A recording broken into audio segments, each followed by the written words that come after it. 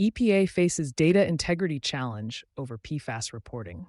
A watchdog group is accusing the U.S. Environmental Protection Agency of misrepresenting the status of PFOA manufacturing, saying that inaccurate public statements about PFAS production raise deeper questions about transparency and scientific integrity inside the agency.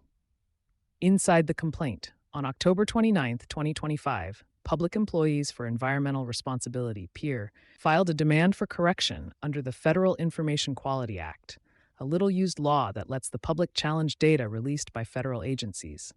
The filing targets two EPA questions and answers web pages, one on the Toxic Substances Control Act, TSCA, and another on the CERCLA Superfund rule, that claim the manufacture and import of perfluorooctanoic acid, PFOA, have been phased out in the United States. PEER says those pages leave the public with a false impression that PFOA is gone from U.S. production, when in fact it continues to form during the fluorination of plastic containers used for everything from pesticides to motor oil. When the science contradicts the story, EPA's own data tell a different story. In 2023, the agency confirmed that post-mold fluorination of high-density polyethylene, HDPE, containers performed by Enhanced Technologies LLC creates measurable amounts of PFOA and other PFAS that can leach into container contents.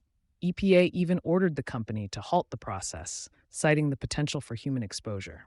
That order was later overturned by the Fifth Circuit Court of Appeals on procedural grounds, but the court did not dispute EPA's science. Despite those findings, the agency's public website still describes PFOA as fully phased out.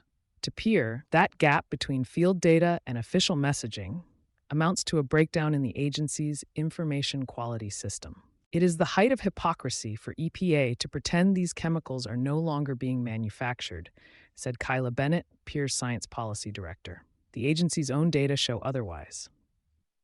Why it matters. For the EPA, the issue goes beyond one misstatement.